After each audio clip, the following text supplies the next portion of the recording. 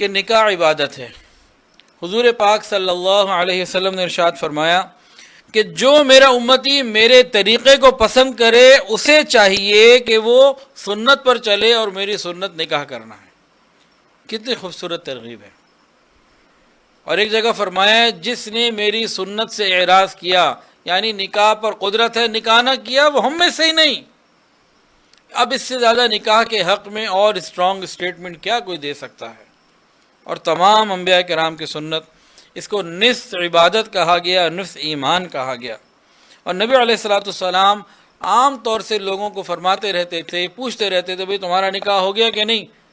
اچھا نکاح کر لو، نہیں ہوا تو ترغیب دیتے رہتے تھے۔ اور دوسرے لوگوں کو بھی کہتے تھے کہ بھئی اپنے حلقے میں دیکھو جو بے نکاح ہیں ان کا نکاح کرواؤ۔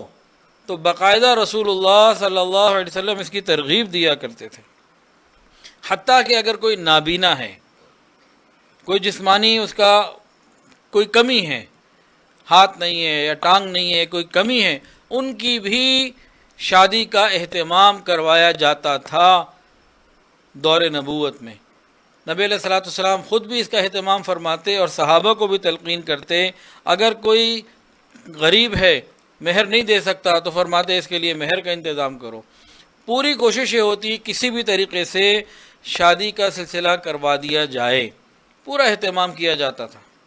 بلکہ ہمارے یہاں ایک بیچ والا جسے ہم کہتے ہیں، یا بیچ والی، درمیانی نکاح کروانے والا، درمیان میں آ کے لڑکے والے کو اور لڑکی والے کو دونوں کو درمیان میں جوڑنے والا، اس کی بھی فضیلت حدیث کے اندر آئی ہے۔ نبی علیہ السلام نے فرمایا تمام سفارشوں سے سب سے افضل سفارش دو آدمیوں کے درمیان نکاح کرنے کی سفارش ہے۔ یعنی نکاح کے درمیان میں جو لوگ پڑھتے ہیں ان کو بھی ثواب ملتا ہے ایک عبادت کے پورے کرنے کا، ایک اللہ کے حکم اور نبی کے طریقے کو پورا کرنے کا۔ ہمارے معاشرے میں اب یہ ہوتا چلا جا رہا ہے، بے حسی، بے مروتی بڑھتی چلی جا رہی ہے۔ اب ہم درمیان میں بیٹھنا اور ڈلنا پڑھنا پسند ہی نہیں کرتے۔ تو یہ بات بھی نبی علیہ الصلوۃ والسلام کے مزاج کے خلاف ہے۔ نبی علیہ الصلوۃ والسلام کا مزاج نکاح کروانے کا، ترغیب دینے کا، ون بائی ون پوچھتے۔ اور کوئی ایسا شخص مل جاتا جو نکاح پر قدرت رکھتا ہے، نکاح نہیں کر رہا، تو آپ فرماتے تم تو شیطان کے بھائی ہو۔ تو نکاح کی پوری ترغیب نبی علیہ السلام کی زندگی میں نظر آتی ہے۔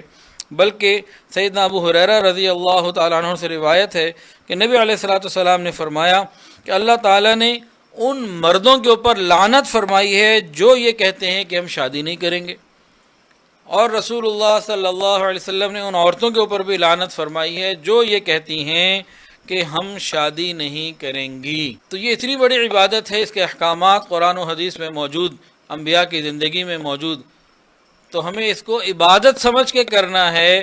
خوشی ضرور ہے لیکن یہ خوشی عبادت کے ساتھ خوشی۔ پھر نکاح کے معاملات میں ایک عمل ہے استخارہ کرنا۔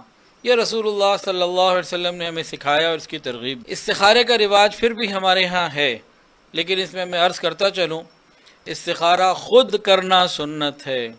استخارہ خود کرنا سنت ہے، کسی سے کروانا جائز ضرور ہے، لیکن بہتر یہی ہے کہ خود کریں۔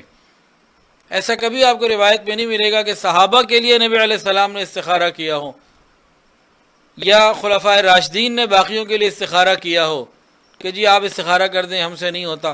ایسا نہیں، نبی علیہ السلام نے ایک ایک بندے کو استخارہ خود کرنے کی ترغیب دی۔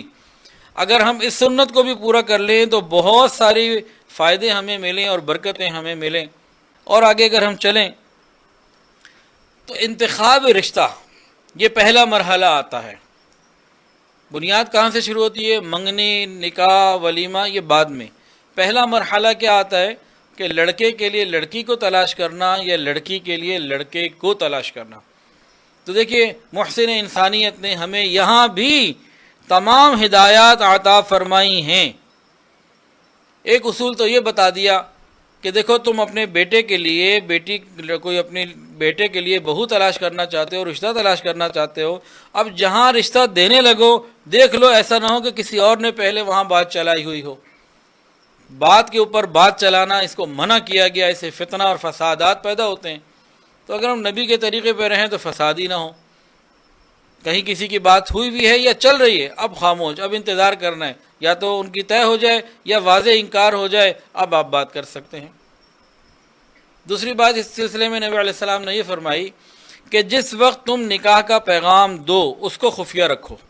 چند قریبی لوگوں سے مشورہ کوئی کرنا ہے وہ کر لو، بہت خاص لوگوں سے، لیکن اس کا اعلان نہ کرو، اور جب طے ہو جائے پھر تم بتا سکتے ہو، لیکن جب نکاح کی باری آئے تو خوب ڈٹ کے اعلان کرو، مسجد میں نکاح کرو۔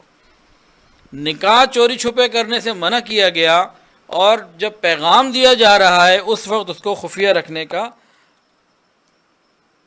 فرمایا گیا۔ پھر اور بھی آگے ہمارے پاس نبی علیہ الصلوۃ والسلام کی تعلیمات ہیں۔ فرمایا کہ جب تمہیں کوئی رشتہ آئے اور اس رشتے کے اخلاق اور دینداری تمہیں پسند ہو اور تم نے انکار کر دیا تو زمین میں فساد پھیل جائے گا۔ تو ایک صحابی تھے، انہوں نے پوچھا یا رسول اللہ، اگر اس میں کوئی کمی ہو، مال نہ ہو یا حسب ذرا کم ہو تو کیا کریں؟ فرمایا کہ ہاں، اگر تمہیں رشتہ آ جائے جس کے دین اور اخلاق سے تم راضی ہو اور خوش ہو تو تم نکاح کر لو۔ اور رسول اللہ صلی اللہ علیہ وسلم نے 3 مرتبہ یہ فرمایا کہ اگر دیندار اور دینداری اور اچھے اخلاق تمہیں پسند آتے ہیں، اب مال کو اور باقی چیزوں کو چھوڑ دو، نکاح کرو، اگر نہیں کرو گے تو زمین میں فساد پھیلانے والے بن جاؤ گے، اور اللہ فساد پھیلانے والوں کو پسند نہیں فرماتے۔ اب رشتوں کا انتخاب کس بنیاد پہ کیا جائے؟ دینداری کی بنیاد پر۔ ہمارا ٹریک تو یہیں سے بدل جاتا ہے، اگلی باتیں تو بہت بات کی ہیں، ہم یہیں سے بدل جاتے ہیں اکثر و بیشتر۔ نبی علیہ الصلوۃ والسلام نے کھلم کھلا فرمایا، مال، حسب نسب اور خوبصورتی یہ غیروں کی چیزیں ہیں، یہ دوسروں کے کام ہیں، ان بنیادوں کے اوپر رشتے کرنا یہ غیر قوموں کی باتیں ہیں۔ مسلمان پوری ایک قوم ہے، یہ دینداری کی بنیاد پر کرتی ہے، اور ہمیں حکم دیا گیا کہ تم دینداری کی بنیاد پر کرنا۔ ہم یہیں سے اپنا ٹریک بدل دیتے ہیں، چاہتے ہیں کہ اس نکاح کے ساری خوشیاں ہمیں ملیں، لیکن راستہ پہلے ہی بدل دیتے ہیں۔ جب راستہ بدلیں گے تو منزل بھی بدل جائے گی، نتائج بھی بدل جائیں گے، یہ ہم بھول جاتے ہیں۔ اور سنیے، اور دل کے کانوں سے سنیے، سیدنا انس رضی اللہ تعالیٰ عنہ سے روایت ہے، رسول اللہ صلی اللہ علیہ وسلم نے ارشاد فرمایا کہ جس نے اپنی نیک بیٹی کی شادی کسی فاسق فاجر سے، شریعت سے آزاد شخص سے کر دی، اس نے اپنی بیٹی کے ساتھ قطع رحمی کی، ظلم کیا اس نے اپنی بیٹی کے ساتھ۔ اسی طرح بعض اور روایت میں بھی یہ بات ملتی ہے کہ لڑکے کی شادی کرنی ہو یا لڑکی کی شادی کرنی ہو، دیندار لوگوں سے کریں، بے دین لوگوں سے اگر رشتہ کریں گے تو فرمایا کہ اس نے ظلم کیا اپنی اولاد کے ساتھ۔ ایک اور واقعہ سنیے، بڑی پیاری بات ہے۔ حضرت حسن بصری رحمۃ اللہ علیہ، ان کے پاس ایک آدمی آیا، جیسے علماء کے پاس لوگ آتے ہیں پوچھتے ہیں، آگے کہنے کہ حضرت میری ایک بیٹی ہے، کئی رشتے آ گئے ہیں، میں کس بنیاد کے اوپر رشتہ کروں، تھوڑا سا مجھے سمجھا دیجئے، مال کی بنیاد پہ، خاندان کی بنیاد پہ کیا ہونا چاہیے، تھوڑا مجھے رہنمائی فرما دے۔ تو حضرت حسن بصری رحمۃ اللہ علیہ نے اس آنے والے شخص کو فرمایا کہ تم خوف خدا والے نوجوان سے اپنی بیٹی کی شادی کرنا، کہ تم اس نوجوان سے شادی کرنا اپنی بیٹی کی جسے خوف خدا ہو۔ اگر تمہاری بیٹی اسے پسند آ گئی، اسے محبت کرے گا، اس کی عزت کرے گا، اس کا خیال کرے گا، اور اگر خدا نہ خواستہ تمہاری بیٹی اسے پسند نہ آئی تو وہ اس پہ ظلم نہیں کرے گا کہ خوف خدا والا ہے، وہ اس کا حق ادا کرے گا کہ وہ خوف خدا والا ہے وہ۔ تو کتنی خوبصورت بات ہے کہ اگر داماد ہم خوف خدا والا لیں تو انشاءاللہ العزیز آگے آسانیاں ہی آسانیاں ہیں۔